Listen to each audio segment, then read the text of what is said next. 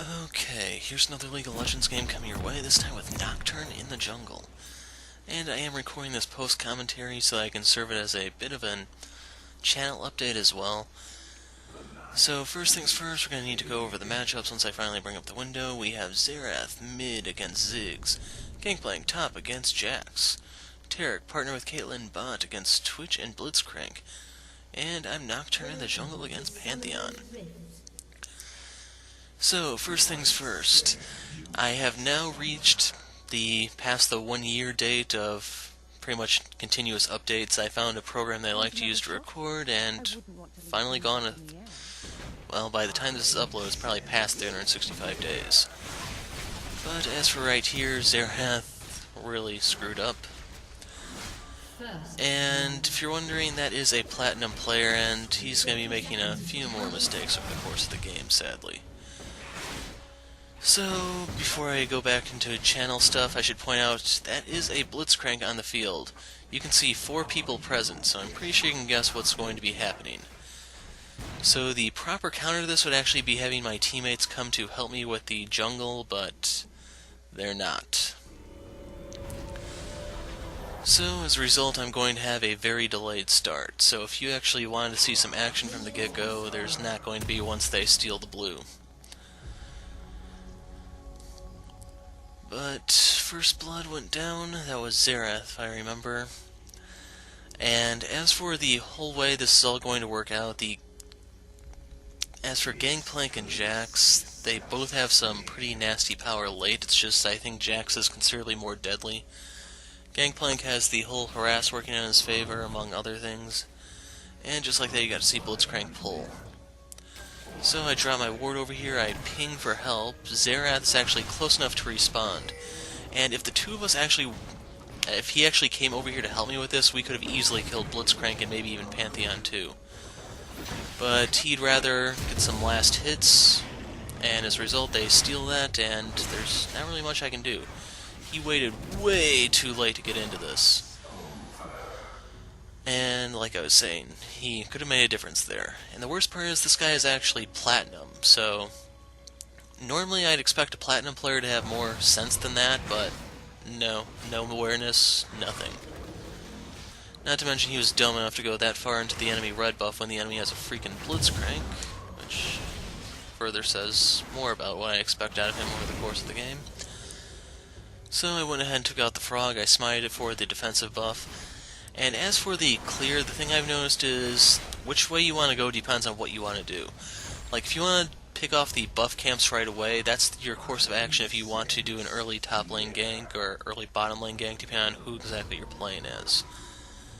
If you actually intend to farm the jungle a bit, then you should only really worry about your buffs if there's a threat of being counter-jungled. If not, you can take things nice and easy. But anyway, I had to go back. I went ahead, or I haven't picked up the Rangers yet, but that's where I'm going to go since I'm going to be a little bit behind, and basically I don't have a lot of expectations out of my teammates. And if you're wondering, this is not going to be the only video this week where I'm going to be screaming, what the hell is my team doing? In fact, that's probably even a theme for this week. So much so that I don't actually have a full schedule planned if you haven't seen the Galio video already. But anyway, I can go ahead and go for the red buff. The nice thing about this is that the damage will help me with the clear. It'll also give me some sustain since the red buff now is tied into HP regen. Burn, of course, a little bit extra damage, and like I said, since I don't have the blue buff for cooldowns or mana, I'm not going to bother ganking. I'm just going to farm up, reach 6, try to make some plays that way. And in a second you'll see something that I've actually noticed while playing this. So, if you didn't know, your recall spell takes 8 seconds for you to go back unless you have that 1-point utility, which reduces it down to 7. And right there we got a lag spike, which caused my move to aim horribly. Gangplank is pinging Pantheon's top, expecting us to do something, but it's 4.5 minutes in. There's no plays to be made. We don't have our ults, there's no guarantee we even have our full movesets unlocked beyond just the ult, so yeah, not really much that could be done there. And right here I believe this is going to kill me and die to the red buff. So like I was saying, recall has an 8-second timer for you to actually recall. Meanwhile, if you die, you can notice my death timer is at 11 seconds. So I'm actually going to respawn with full health, and actually, the whole way this is going to work out is that I've come back with full health, and I don't have to stand around waiting to heal. I can just go ahead and go back into the game immediately. This only works early game, of course. If you wait too long, then the death timer gets too long. And the other thing is, this also ties into the change where you keep your buffs after dying. At least to jungle creep, I mean. So it is a strategy to help you shave a few seconds off, so up to you if you want to use it. If you really care about your KDA, don't, but if you're all about efficiency, then go ahead. It'll only be a matter of time before Riot gets wind of this and nerfs it, so enjoy it while you can. But anyway, I'm going to go ahead and smite this now, I believe. Okay, then I'm going to smite the chickens for the vision buff. But anyway, channel news. So you may have noticed it's been a long time since I uploaded some Retro City Rampage. I just haven't had the time to do it lately, and I think you guys prefer the League videos. At least that's what my statistics are suggesting, so I've been giving this priority. I haven't had as much time to record lately, and it's actually to the point where I'm wondering if I should just go down to like 4 League videos a week, and then the Infinite Crisis on the weekend, and take a weekday off. I don't know just yet, but my schedule is in a state of flux right now. So I did cross the 1 year point, got to see that it was possible and everything, and basically I'll be playing it by ear from here. Anyway, Pantheon can do an early dragon solo, so I have to try to keep some vision there if we don't see him for too long, and that's pretty much my whole reason for being there. But going back into channel news, for November I wanted to do Citizens of Earth and Medora, neither of which materialized. Medora is going to be coming out, I believe, the day after this video goes up for you to see. So you will be able to finally see it then. It's going to be early access, only like 1 level, probably glitches included, but I do like to show early access indie games. As for right here, I go ahead and suicide on the Ziggs. You notice he never hit me, so executed.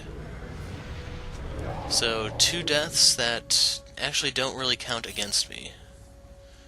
Not to mention, by getting the assist there for Xerath, it's going to help keep him in the lane, and it's also going to deny Ziggs some farm. Plus, the gold puts me even closer to my Devourer. But anyway, Medora is going to be part of the December schedule. I went ahead and picked, well, I pre-ordered Talos Principle, so that will probably be the second half of December. As for January, I really don't know what's going to be going on. I have no intention whatsoever of playing that Sunrider Academy game. If Sunrider Part 3 comes out, I'll go ahead and do that. But otherwise, January 20th, Citizens of Earth. And until then, we were just told Q1 2015 for the next part of Legend of Heroes. So, I don't know if they're going to do it right out of the gate from January or what. As for the blue buff here, I went ahead and took it because I'm behind and Xerath isn't really doing too hot.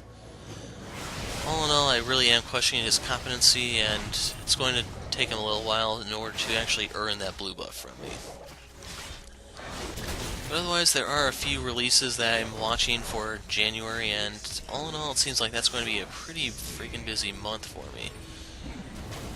There are a couple other games that are tentatively dated that could be coming out in that time frame. I'm not going to mention any names because, yeah, that's Citizens of Earth, Medora, not happening. Anyway, Ziggs. Bad news for him is, oh yeah, I forgot to point this out about my team.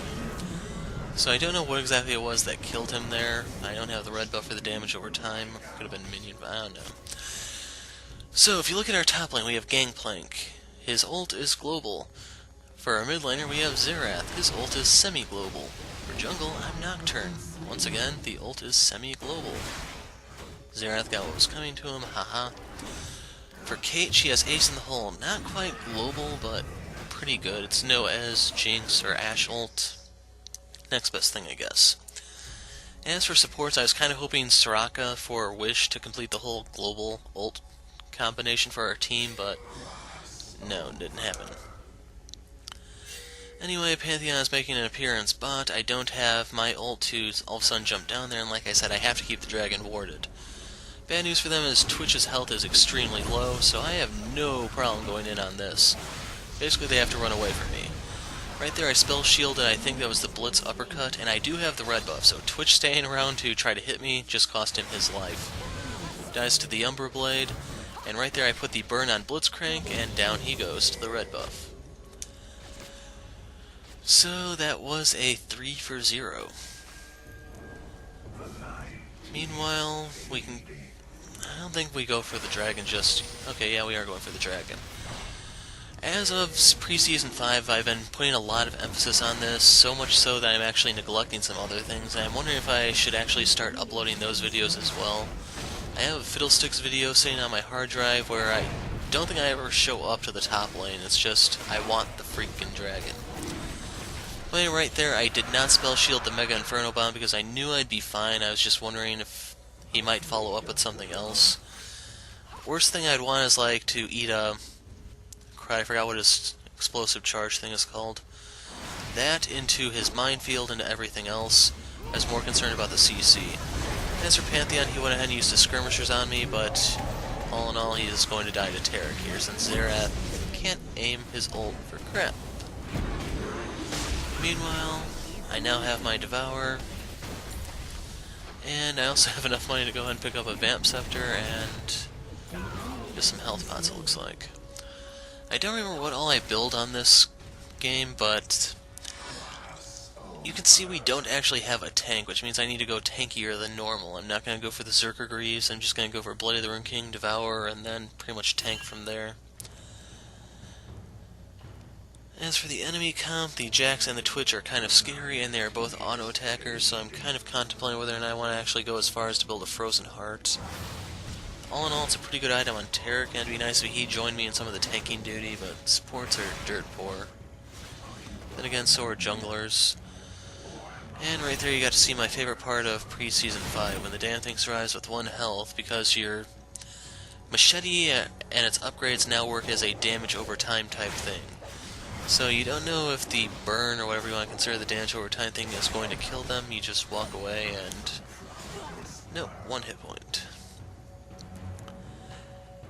But anyway, right here I'm just trying to stack the Devourer. There aren't too many opportunities for me at the moment. Jax is pretty tough to gank, but I do pull it off. Once he gets a few points into Leap Strike, the thing can go down to something like a 3-second cooldown, and basically you're not catching him. The good news is Gangplank does have a slow for his passive that procs on his Qs and auto attacks, and right there, Leap Strike. So there's the slow, there's the ult, I jump in, and sadly he kept his counter-strike up long enough for my spell shield to go down, but he dies to the Gangplank passive. So that's going to help Gangplank snowball. If he can get ahead, he can start bullying Jax to a certain degree, but it's still not going to be a fun lane for Jax, well, for either of them come late, since Gangplank cleanses the Jax stun, Jax mitigates the Gangplank poke, just a freaking mess. But anyway, as for the channel, I'm still planning on doing the Infinite Crisis thing. The only thing that I don't like is how they being the devs, Turbine, seem to disable a map, well, 2 of the maps every week, to try to get people to rotate. I really do not like the Gotham Heights map. So whenever that one is the only one to play, I usually take that week off. I don't really know how that's going to tie into my uploading of 20XX and Medora. I still plan on doing the 20XX every other week. Medora, I'll update that as it gets updated, it's just the devs don't really have a definite schedule like 20XX does. Not to mention there's also Project Nimbus going on in the background, which I'll be uploading as that updates as well. But otherwise, for channel news, I have crossed the 600 video mark. Seeing as I did most of this in 1 year, it's kind of a testament that I upload too much.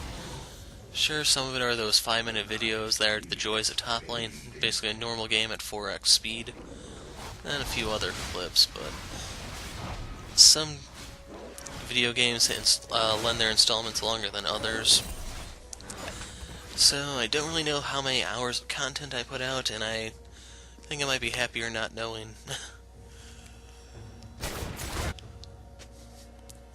But I have the cutlass now so that I can inflict the slow. It's going to help me stick to my ganks. Problem is, Ziggs plays from so far back, and Pantheon can negate one of my attacks with his passive. Not to mention he can just negate a second one with his Aegis, so... Dealing with him is not going to be easy for me earlier on, but I will have some fun with him come late, don't worry. And from the video length, I think we're getting close to the halfway point. So, let's take a look at our lanes. Kate seems to be doing pretty decently against Twitch. Xerath seems to be one of the problem spots, and Jax is the game's ticking time bomb. Yep, there goes Kate. And Xerath actually managed to pull one off on his own. So the good news is, either Pantheon doesn't know how to do the early dragon solo, or he just chose not to. One reason or another he didn't, and he gave us the window to actually take that, so we got the 8% AD and AP boost. And from that, that's actually going to allow the lanes to snowball somewhat. So even though I only ganked Gangplank once, he's still getting the attack boost from the dragon, which is going to help him potentially snowball his lane on his own. As for this, I'm trying to hover around the river area inside the speed buff just in case I want to make it a showdown bot, but I realize nothing's going on there. Tarek and I aren't going to be enough since I'm not really that far in terms of damage. And down goes Xerath. I don't remember what everyone's rank was in this game, but I think most of the players were either gold or platinum. It's just... whenever I have a high-ranked player like a diamond guy on my team, it seems like he plays like a bronze.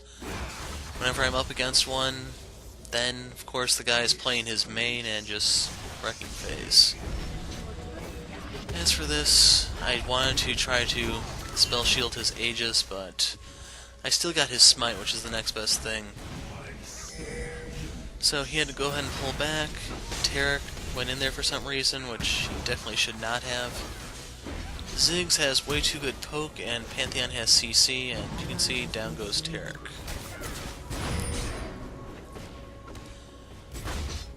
If Xerath were there instead of me, or if Xerath were there instead of Tarek, we might be able to do something. It's just, that was not a combination that would get us anywhere. Right here I'm looking at my options, trying to figure out the best course of action, and... do I go for it? Okay, it looks like I'm just going to take or hold on to my money for the time being. Warden's Mail is pretty nice because of the slow effect on auto attacks. And wow, I didn't remember this part, but Xerath gets a lot of help to try to create some distance there. Sadly, there's just way too many of them there for us to do anything, and... well, he goes down. As for this, I don't have to worry about the Blitzcrank pull because of my spell shield. It's just I had to worry about him pulling Tarek instead. That I can't actually do much about. I'm not Thresh, I don't have the freaking Lantern. But right there, Blitz decides to go in on Kate for some reason, and I don't take attacks on my carry lightly. So, Twitch is on the run. Ziggs, I don't know if he didn't know I was here or what, but right there, Fear. And I think the Fear Tether actually killed him. Speaking of which, I forgot to go over your moves with Nocturne. Your passive is an auto-attack modifier of sorts. It's procced by time, and you can reduce the cooldown by 1 second per auto-attack, but causes one of your auto-attacks to be a twirl-type move doing AoE damage to everything around you, does increased damage, and heals you somewhat. Q is... or wait, that passive is Umber Blade, so Q would be Dusk Trail. Basically, you throw out the black disc you see there. The disc will stick to enemy champions, cause them to leave that trail in their wake. And what happens on the trail is you get the ability to move through units, you get increased movement speed, and you get a somewhat increased AD. W is a spell shield. It's kind of like Severe's, but it's a little bit different. Has the... oh, here's Pantheon. So he jumps on Kate for one reason or another, which was pretty stupid. So he went ahead and smited me, but right there he ate an ace in the hole, and another kill for our carry, and they're getting the message that maybe attacking that carry when Nocturne's around is not a good idea. Anyway, Spell Shield. Has a passive attack speed increase. Active effect is basically the same as Severe's, except instead of getting mana back, you just get an attack speed boost. As for this, I went ahead and popped the spell shield a little early because I just needed to get into the the wave of creep. Once I got in there, I didn't have to worry about Blitzcrank's pull, as you can see when I turned around to actually engage on him. It's just if he pulled me before I was ready, then it would be a little ugly. So I went ahead and got my finished Blade of the Rune King, I have my Warden's Mail, and the dragon should be coming up kind of soon.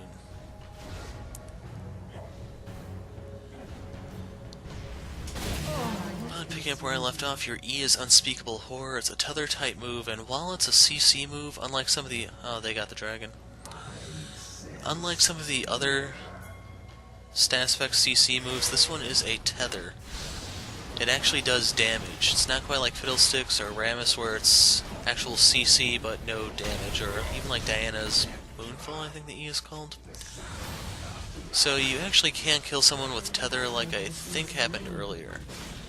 As for right there, Pantheon killed Kate. I don't really know what happened, but the whole protection thing only works when they're within my range. I can't really help them outside of it.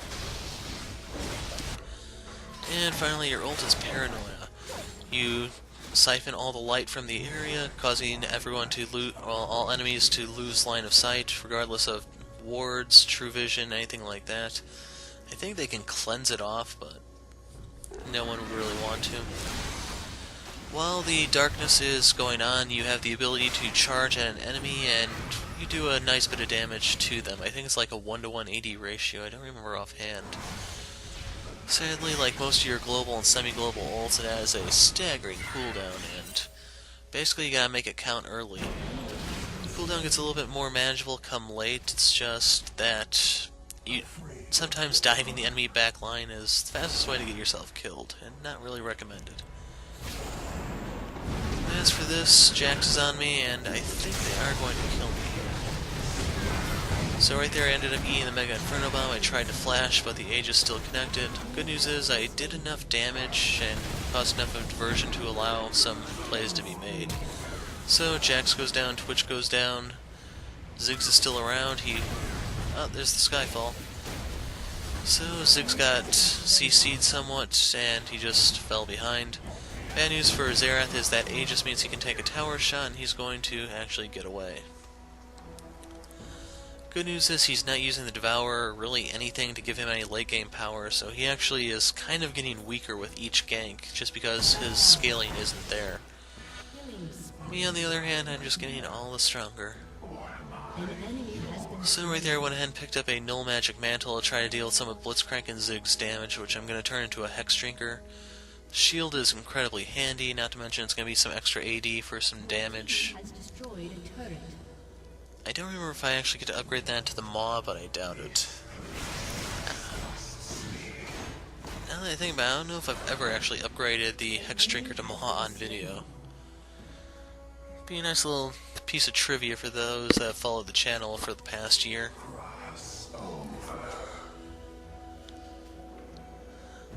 Anyway, we've now reached a bit of a reprieve. I can go ahead and just try to continue building some stacks on my Devourer. Gotta make the most out of it before it gets nerfed. And while we're on the topic of Devourer, I don't really... well, not just the Devourer, but jungle items. For Nocturne, I could see a few different ways to go with your jungle item. The Ranger, of course, is nice just for this incredibly fast clear. Synergized with the Devourer because you can stack it all the more quickly. But I could see arguments for the Stalker's Blade so you can get your fear to go off. The Skirmishers would also allow you to really lay into an enemy once the fear does proc. It's just... I think they actually recommend the Poacher's Knife, which is just bad. Really, really bad. But we can go ahead and pick up the dragon. Jax goes ahead and bites the big one, and with the second dragon we now have increased damage to minions and monsters. So right there, Xerath stole the Devourer stack from me, and right here there's not much I can do. Luckily I feared Pantheon, so I can just go ahead and walk away. As you can see, Blitz doesn't want to let me go without a fight. And I forced the flash out of him at the very least, so we do have some play potential on him for a little while now. But like I said, he's not getting stronger. Meanwhile, I am. I don't actually have to kill someone to get the stack for my Devourer, I just have to be part of the assist, and assists and kills are worth twice as much as large creep to try and encourage you to team fight. And poor Twitch dies to the Gangplank ult. And Blitz doesn't really have much of a prayer either. You can see, down he goes. So the Gangplank is going for the full damage glass cannon build.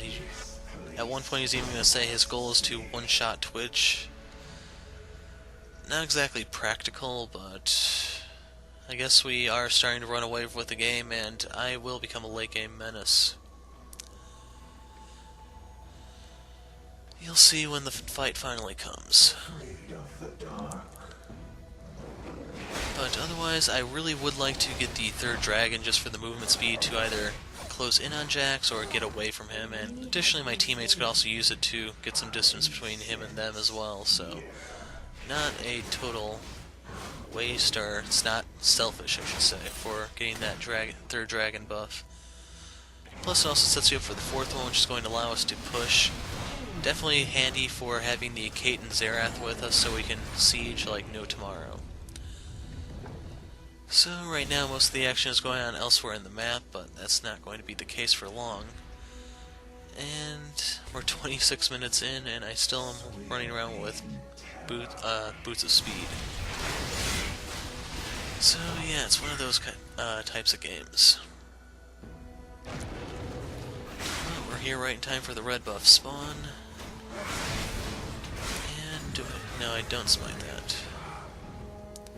Don't remember why I was holding back on that. The Rangers is a pretty short cooldown. But right here we're actually trying to start the siege. I'm gonna go ahead and move around from the flank just in case there's something I can do, and if you watch the ground, you'll see what's coming. So right there, Blitz goes down. I jump on Jax, Pantheon goes ahead and jumps in, I have to flash out of the Mega Inferno Bomb. And poor Twitch. And the bad part about this for Pantheon is I still have Blade of the Rune King, so he wasn't getting out of that. He really didn't have a chance. Sadly, I didn't get the assist off of Ziggs, but my Devourer is starting to grow out of control. Now once I can go ahead and go back to spend the cash I've been racking up, then I can get even more items to better deal with the freaking Spartan. So the team is pushing down the mid turret. There's not too much I can do to help, so I went ahead and just went to a side lane so I can try to pick up an additional turret, or at least do enough damage to allow this to be a quick pickup later. With both the Devourer, Blade of the Rune King, and my attack speed reds, I actually have quite a bit of attack speed to actually do a number on this. So I can't see on my map, I think we actually got a Nexus turret. So while we didn't actually get the inhibitor, that's not exactly a bad thing at this point. By getting the inhibitor, that means the lane's going to push itself, and that's one less lane for CS and gold and EXP for your team. So taking one too early can be a bad thing, especially when the enemy has a Twitch for late game scaling.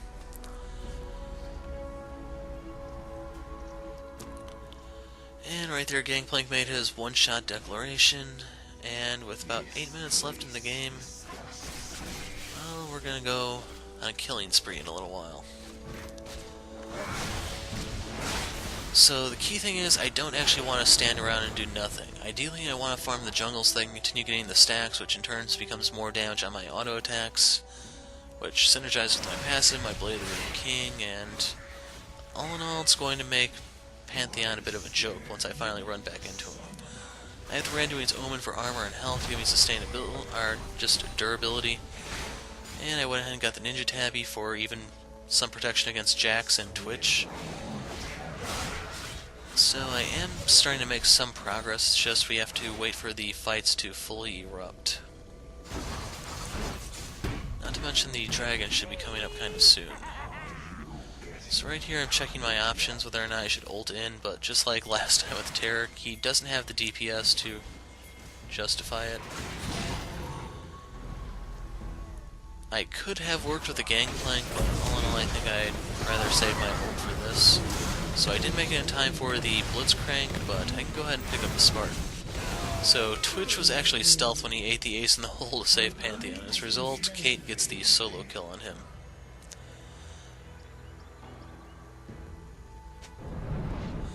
So, I guess Gangplank was pinging. I wasn't really paying attention for this commentary, and probably not during the game, or honestly I didn't care.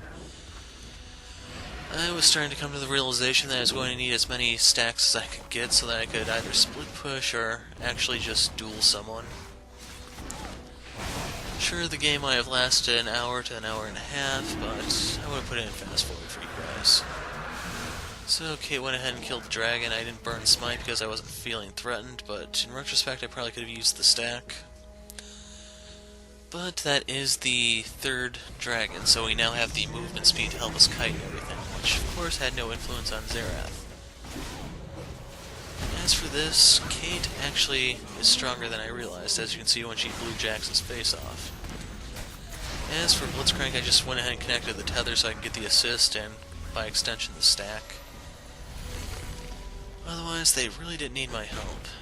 As for right here, I was wondering, is there a chance they could come back out of the base? If they see Tarek alone, maybe? Here I believe is my final death. Ziggs is going to get away with like 10 health. Really, really disappointing, but oh well.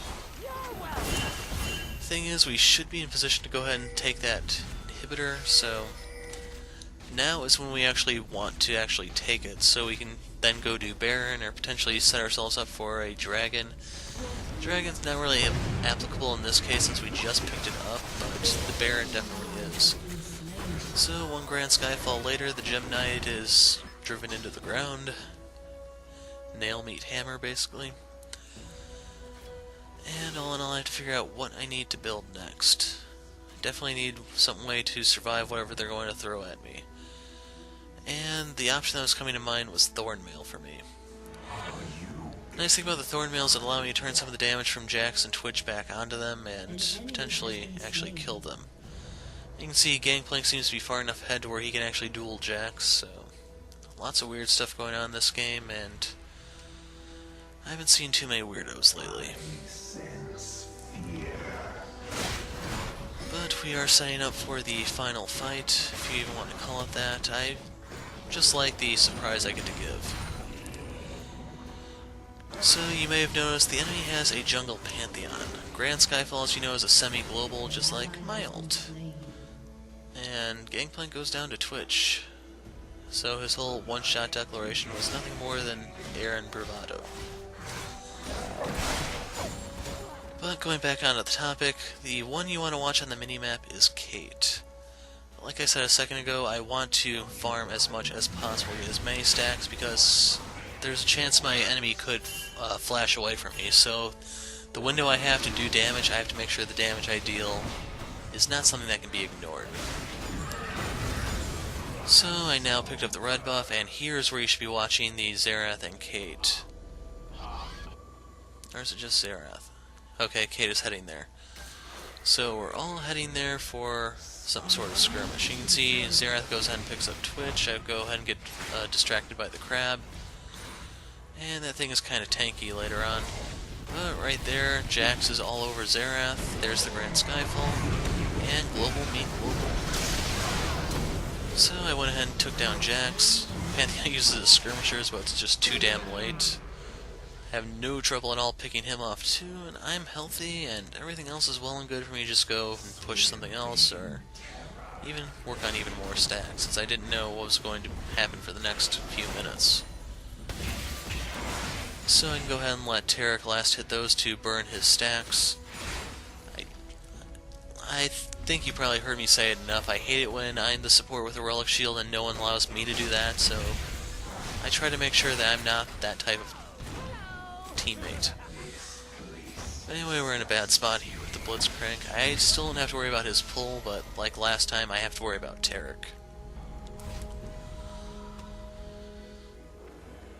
So my Omen and my Blade of the Rune King are both on cooldown. I didn't see the dragon timer right there, but I can kind of hope it's soon.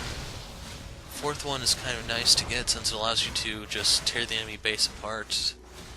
Not quite like the level 5 one in the Jinx video you can watch from Friday, but it's the next best thing, right? Okay, like 90 seconds on that, and really, I think the secret to the Devourer is just keep farming. Gank when you can guarantee it kills, and it's pretty sweet on Nocturne since you can close a large distance to show up. Not quite as bad as Udyr where you just like want to AFK farm for too long. But we can go ahead and challenge the Baron. Luckily I have Xerath and Kate to help out. Xerath I don't really think is too much help, but still it's DPS. And took about half my health sadly, and there's Dazzle. And did I get my Fury? But I went ahead and did the flash on Blitzcrank so that I could slow him with Blade of the Rim King. Turned around and started wailing on Jax, and you can see that I picked up 2 assists for even more stacks. And yeah, this is the end of the game. So with the Baron, we now have the Baron buffed minions to do some damage. Sadly, we only have the 1 at the moment, but Taric seems tanky enough to actually eat that without too much of a problem.